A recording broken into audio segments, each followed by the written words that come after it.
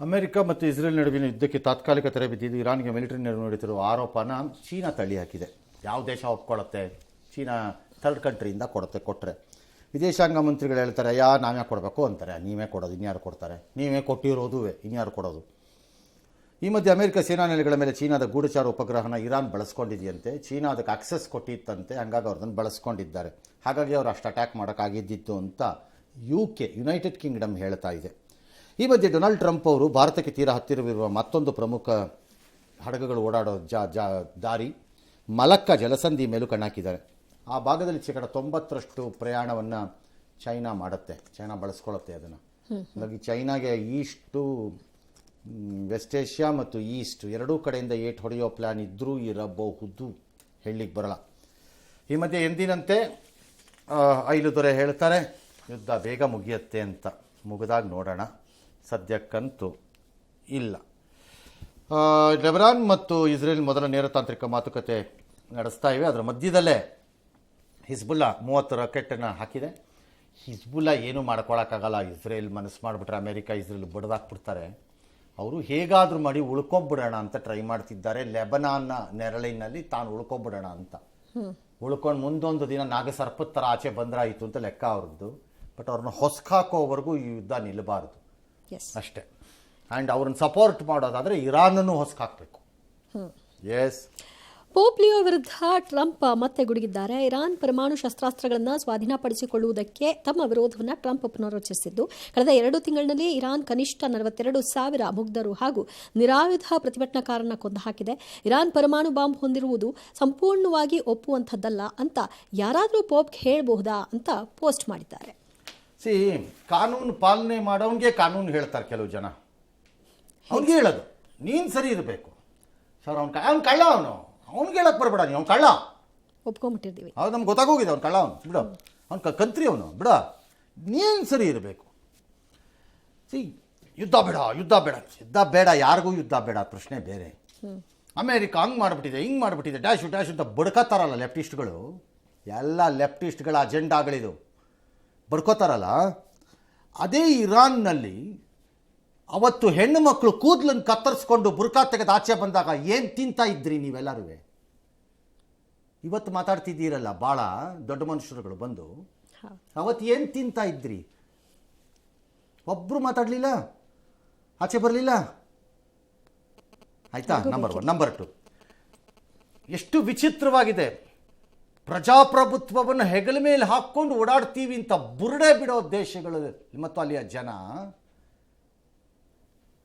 ಇರಾನ್ನಂಥ ದೇಶದಲ್ಲಿ ಪ್ರಜಾಪ್ರಭುತ್ವದ ಹೆಸರೇ ಇಲ್ಲದಂಥ ಸರ್ವಾಧಿಕಾರಿಗಳ ಆಡಳಿತದಲ್ಲಿ ಹೆಣ್ಣು ಮಕ್ಕಳಿಗೆ ನರಕ ತೋರಿಸ್ತಿರೋ ದೇಶದಲ್ಲಿ ಅದಕ್ಕೆ ಸಪೋರ್ಟ್ ಮಾಡಿ ಮಾತಾಡ್ತೀರಲ್ಲ ನೀವು. ಎಂಥ ಕಚಡಗಳಿರಬೇಕು ಲೆಕ್ಕ ಹಾಕ್ಕೊಳ್ಳಿ ನೀವು ಮಾತಾಡೋರೆಲ್ಲ. ಪೋಪ್ಗೆ ಹೇಳ್ತಿಲ್ಲ ಅಂದರೆ ಯಾರ್ಯಾರು ದೇಶಗಳಲ್ಲಿ ಮಾತಾಡ್ತೀವಿ. For example Spain, UK, US ಅಲ್ಲೂ ಪೋಪ್ ಅವರು ಯುದ್ಧ ನಿಲ್ಲಬೇಕು ಅಂತ ಬಯಸೋದು ಎಲ್ಲ ಧಾರ್ಮಿಕ ನಾಯಕರು ಬಯಸುವ ರೀತಿಯಲ್ಲಿ ಅವ್ರು ಬಯಸ್ತಾರೆ. ಅದಕ್ಕೆ ಈ ಟ್ರಂಪ್ ಉತ್ತರನೇ ಕೊಡಬಾರ್ದಾಗಿತ್ತು ನನ್ನ ಪ್ರಕಾರ. ಹೇಳ್ಕೊಳ್ಳಿ ಬಿಡ್ರಿ, ಅವ್ರ ಕೆಲಸ ಅದು ಅಂದ್ಬಿಟ್ಟು ಸುಮ್ಮನೆ ಆಗ್ಬಿಡ್ಬೇಕಾಗಿತ್ತು. ಅಥವಾ ಶಿವಕುಮಾರ್ಗೊಂದು ಫೋನ್ ಹಾಕಿದ್ದಿದ್ರೆ ಅವ್ರು ಹೇಳ್ಕೊಡ್ತಿದ್ರು.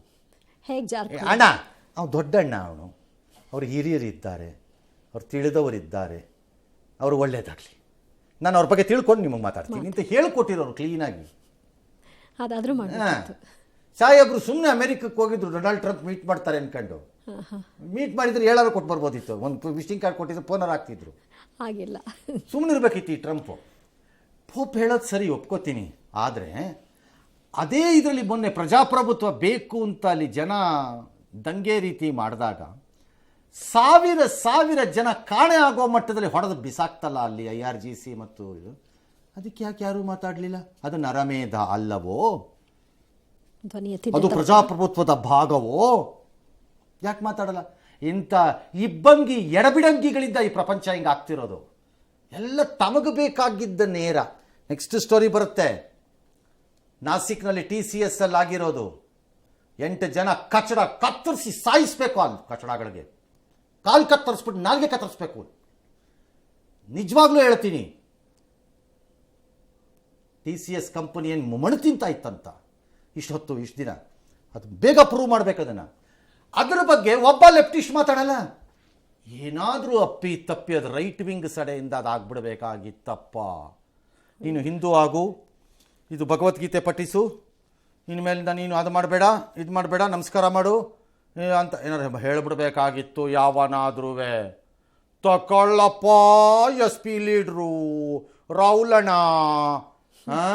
ಏನು ಹಾರು ಪರ್ಚ್ಬಿಡೋರೆಲ್ಲ ಅವನಿಗೂ. ಏನು ಸತ್ತೋಗಿದೆಯಾ ನಿಮ್ಮ ನಾಲಿಗೆಗಳೆಲ್ಲ ಇವಾಗ? ಯಾಕೆ ಮಾತಾಡ್ತಿಲ್ಲ ಒಬ್ಬನೂ? This is the problem of this world. ಎಡಬಿಡಂಗಿಗಳು, ಏಕಪಕ್ಷ ತಮ್ಮ ಚಿಂತನೆಗೆ ಮಾತ್ರ ಮಾತಾಡೋರು, ಸ್ವಾರ್ಥಿಗಳು, ಅವರಿಂದಾಗಲೇ ಇದು ಹಾಳಾಗ್ತಿರೋದೆಲ್ಲ.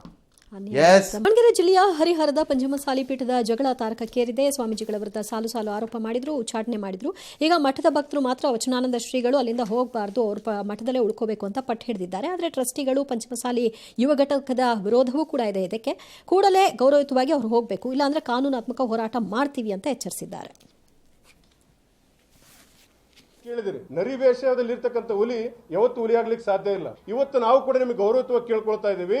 ನಿಮ್ಮನ್ನು ಕೂಡ ನಮ್ಮ ಹಿರಿಯರು ಉಚ್ಚಾಟನೆ ಮಾಡಿದ್ದಾರೆ. ನಿಮ್ಮ ಉಪಟಳದಿಂದ, ನಿಮ್ಮ ಮಾತುಗಳಿಂದ, ನಿಮ್ಮ ಹೊಲಸು ಬಾಯಿಯಿಂದ ಇವತ್ತು ನಿಮ್ಮನ್ನು ಉಚ್ಚಾಟನೆ ಮಾಡಿದ್ದಾರೆ. ಇವತ್ತು ಉಪ್ಪು ತಿಂದ ಮನೆಗೆ ಅರುಣ್ ಕುಮಾರ್ ದ್ರೋಹ ಬಗ್ದಿದ್ದಾನೆ. ಈ ರೀತಿ ವಂಚನೆ ಎಲ್ಲ ಅರುಣ್ ಕುಮಾರ್ ಮಾಡೋದು. ಕೈಲಾಗದೆ ಹೋದ್ರೆ ಇವತ್ತೆಲ್ಲ ನಾಳೆ ಕೊಡ್ತೀನಿ ಅಂತ ಅನ್ಬೇಕು. ನೀನು ವಂಚನೆ ಮಾಡೋದಕ್ಕೆ ಸಾಧ್ಯ ಇಲ್ಲ. ಅರುಣ್ ಕುಮಾರ್ಗೆ 1.5 ಕೋಟಿ ಅಲ್ಲ, ಇವತ್ತು 15 ಲಕ್ಷ ರೂಪಾಯಿ ಕೊಡೋದಕ್ಕೂ ಕೂಡ ಆತನ ಹತ್ರ ಶಕ್ತಿ ಇಲ್ಲ. ಹಾಗಾಗಿ ಇಂಥ ಸುಳ್ಳು ಆರೋಪಗಳನ್ನ ಮಾಡೋದನ್ನ ಅರುಣ್ ಕುಮಾರ್ ಬಿಡಬೇಕು. ಆಯ್ತು ಬಿಡ್ರಪ್ಪ, ನಿಮ್ದು ಕೊಳೆನ ಸಾರ್ವಜನಿಕರ ಮುಂದೆ ಹಿಂಗೆ ತೊಳ್ಕೋಬೇಕು ಅಂತ ನೀವು ಇತ್ಯರ್ಥ ಮಾಡಿದರೆ ನಾವೇನು ಮಾಡೋಕ್ಕಾಗಲ್ಲ. ಒಬ್ರಿಗೊಬ್ರು ನಿಮ್ಮ ಇಷ್ಟ ಏನಾದ್ರು ಮಾಡ್ಕೊಳ್ಳಿ. ಅದು ನಿಮ್ಮ ಪ್ರಕಾರ, ನಿಮ್ಮ ಸಮಾಜ, ನಿಮ್ಮ ಸಮುದಾಯದ ಪ್ರಕಾರ ಮಾಡ್ಕೊಳ್ಳಿ. Imagine, innovate, integrate. GSSS Institute of Engineering and Technology for Women, Mysuru. Serving the nation with empowered women. ಮಹಾರಾಷ್ಟ್ರದ ನಾಸಿಕ್ನ ಟಾಟಾ ಕನ್ಸಲ್ಟೆನ್ಸಿ ಸರ್ವಿಸಸ್ನ BPO ಘಟಕದ ಕಾರ್ಪೊರೇಟ್ ಜಿಹಾದ್ ಪ್ರಕರಣ ಈಗ ಎಲ್ಲ ರೂಪಗಳನ್ನು ಪಡ್ಕೊಂಡು ಮುಂದಕ್ಕೊಟ್ಟೋಗಿದೆ. 6 ಪುರುಷರು, 2 ಮಹಿಳಾ ಉದ್ಯೋಗಿಗಳ ವಿರುದ್ಧ ದಾಖಲಾಗಿದೆ. 9 FIRಗಳು. ಆರೋಪಗಳನ್ನು ನೋಡಬೇಕು. ಅಬ್ಬಬ್ಬಬ್ಬ ಕಂಪ್ಲೇಂಟ್ಗಳು ಹೆಂಗೆ ಮಾಡಿದ್ದಾರೆ ಮಕ್ಕಳು, ಹೆಣ್ಣು ಪಾಪ. ಬಂದಿತ್ತಲ್ಲಿ ಅವನು ಯಾವನು ಆಸಿಫ್ ಅನ್ಸಾರಿ, ಡ್ಯಾನಿಶು, ಶಫಿ ಶೇಖ್, ಶಾರೂಖ್ ಕುರೇಶಿ, ರಾಜಾ ಮೆಮೂನ್ ಮತ್ತು ತೌಸಿಫ್ ಅತ್ತರ್ ಅಂತೆ. ಇನ್ಯಾವನೊಬ್ಬ ಅಶ್ವಿನ್ ಜೈನಾನಿ ಅಂತ ಕಾರ್ಯಾಚರಣೆ ವ್ಯವಸ್ಥಾಪಕ ಅಂತೆ. ಅವಳು ಯಾವಳ ನಿದಾ ಖಾನ್ ಅಂತೆ, ಅವಳು ತಲೆಮರೆಸ್ಕೊಟ್ಟಿದ್ದಾಳಂತೆ. ಅವಳು ದಿಲ್ಲಿ ಬ್ಲಾಸ್ಟಲ್ಲಿ ಸಿಕ್ಕಾಕೊಂಡ ಡಾಕ್ಟರ್ ಶಾಯಿನ್ ಇದ್ದಾಳಲ್ಲ, ಅವಳದ್ದು ಗೆಳತಿ ಅಂತೆ. ಅವಳಿಂದ ಬ್ರೈನ್ ವಾಶ್ ಅಂತೆ. ಈ ಕಚಡಗಳು ಸೇರಿಕೊಂಡು ಅಲ್ಲಿ ಕೆಲಸಕ್ಕೆ ಸೇರ್ತಾ ಇದ್ದವ್ರನ್ನ ಬ್ರೈನ್ ವಾಶ್ ಮಾಡೋದಂತೆ, ಬಲವಂತವಾಗಿ ನಮಾಜ್ ಮಾಡಿಸೋದಂತೆ, ಗೋಮಾಂಸ ತಿನ್ನು ಅಂತ ಹೇಳೋದಂತೆ, ಹಿಂದೂ ಧರ್ಮನ ಕ್ಯಾಕರ್ಸಿ ಉಗಿಯೋದಂತೆ, ಅವಮಾನ ಮಾಡೋದಂತೆ, ಮತ್ತು ವೈಯಕ್ತಿಕ ಜೀವನದ ಬಗ್ಗೆ ಪ್ರಶ್ನೆಗಳನ್ನು ಮಾಡೋದಂತೆ, ಸೆಕ್ಸು ಮತ್ತು ಲೈಂಗಿಕ ಸಂಪರ್ಕಕ್ಕೆ ಹಾತೊರೆಯೋದಂತೆ, ಅವ್ರನ್ನ ಸಾಧ್ಯ ಆದರೆ ಕೆಡಿಸೋದಂತೆ. ಇವೆಲ್ಲ ಈ ಆರೋಪಿಗಳು. ಇವರು ಬದುಕಿರಬೇಕಾ? ಇವ್ರಿಗೆ ಕೋರ್ಟ್ ಬೇಕಾ? ಕಲ್ಲೊಡೆದು ಸಾಯಿಸಬೇಕು ಇಂಥ ಕಚಡಗಳಿಗೆ. ಅಲ್ಲೇ ಕಲ್ಲೊಡೆದು ಸಾಯಿಸಬೇಕು ಯಾರೋ ಒಬ್ಬರು. ಇವರು ಬದುಕಬೇಕಾ? ಇವರು ಯಾಕೊಬ್ಬರು ಮಾತಾಡ್ತಿಲ್ಲ? ಯಾಕೆ ಈ ಪ್ರಕರಣದ ಬಗ್ಗೆ ಯಾರೂ ಮಾತಾಡಲ್ಲ ಅಂತಾರೆ? ದಿ ಸೋ ಕಾಲ್ಡ್ ಲಿಬರಲ್ ಟಾಕರ್ಸು ಒಬ್ಬರು ಮಾತಾಡಲ್ಲ. ಎಷ್ಟು ಹೆಣ್ಮಕ್ಳು TCS ಅಂತ ಕಂಪನಿ ಇದಕ್ಕೆ ಅವಕಾಶ ಕೊಟ್ಟಿದೆಯಲ್ಲ, ಎಂಥ ಅವಮಾನ ರೀ. ಈಗ ದೇಶದ ಎಲ್ಲ ಕಂಪನಿಗಳಲ್ಲಿ ಚೆಕ್ ಮಾಡಿ ಎಲ್ಲೆಲ್ಲಿಂಥ ಕಚಡಗಳು ಕೂತಿದ್ದಾರೆ ಕಂಡುಹಿಡೀರಿ ಫಸ್ಟು. ನಂಬಕ್ಕೆ ಬರಲ್ಲ. ದೂರು ಕೊಟ್ಟರು ಅದನ್ನ ಕನ್ಸಿಡರ್ ಮಾಡದೆ ನಾವು ಕಾಲು ಮುರಿರಿ, ಇಲ್ದೇ ಅವನ ಮಕ್ಕಳ ಕಾಲು ಮುರಿರಿ, ಅವನ ಹೆಂಡತಿ ಕಾಲು ಮುರಿರಿ, ಇಲ್ಲದೆ ಇದ್ರೆ ಹೇಳ್ತೀರಿ. ಕಚಡಗಳು ಬುದ್ಧಿ ಬರುತ್ತೆ ಆಗ. ಎಲ್ಲ ಕಡೆ ಚೆಕ್ ಮಾಡಬೇಕೀಗ. ನಂಬರ್ 1. ನಂಬರ್ 2, ಇದು ಬೇರೆ ರೂಪ ಪಡೆದ್ರೆ ಗತಿ ಏನು? ಅವ್ರುಗಳೇ ಆ ಕಮ್ಯುನಿಟಿನಲ್ಲೂ ಒಳ್ಳೆ ಓದಿರೋ ಒಳ್ಳೆ ಮಕ್ಕಳು ಇರ್ಬೋದು. ಅವುಗಳ ಮೇಲೆ ರಿಫ್ಲೆಕ್ಟ್ ಆಗಕ್ಕೆ ಸ್ಟಾರ್ಟ್ ಆದರೆ ಕತೆ ಏನೀಗ ನೆಕ್ಸ್ಟು? ಸವಾಸನೆ ಬೇಡಪ್ಪ ಇವ್ರದ್ದು ಅಂತ. ಅದಕ್ಕೆ ಯಾರು ಹೊಣೆ ಹಾಗೇನು ಮಾಡ್ತೀರಿ? ಅದಕ್ಕೆ ಹೇಳೋದು, ಎಲ್ಲರೂ ಸೇರ್ಕೊಂಡು ಹೊಡಿಬೇಕು ಈ ಕಚಡಗಳಿಗೆ. ಎಸ್, CBSE 10ನೇ ತರಗತಿಯ ಅನ್ಕೋದಲ್ಲ ನಾಳೆ ಯಾರೇ ಸರ್, ಇವ್ರನ್ನ ಪೊಸಿಷನ್ಗೆಲ್ಲ ಹಾಕ್ಬೇಡಿಪ್ಪ ಅಂತ. ಯಾರು ಒಪ್ಕೊಳ್ಳೋದಕ್ಕೆ ರೆಡಿ ಇರ್ತಾರೆ. ಆ ಪೊಸಿಷನ್ಗೆ ಹಾಕ್ಬೇಡಿ, ಇವರು ಅಲ್ಲೆಲ್ಲ ಏನೇನೋ ಮಾಡಿದಾರೆ ಆಮೇಲೆ ಅಂತ ಎಲ್ಲರೂ ಬ್ರ್ಯಾಂಡ್ ಮಾಡೋಕ್ಕೆ ಸ್ಟಾರ್ಟ್ ಮಾಡಿದ್ರೆ ಚೆನ್ನಾಗಿ ಓದಿರೋರು ಒಳ್ಳೆಯವ್ರಲ್ವಾ? ಚೆನ್ನಾಗಿ ಓದಿರಲ್ವಾ? ಅರ್ಹರಿಗೆ ಅವಕಾಶ ಸಿಗುತ್ತೆ.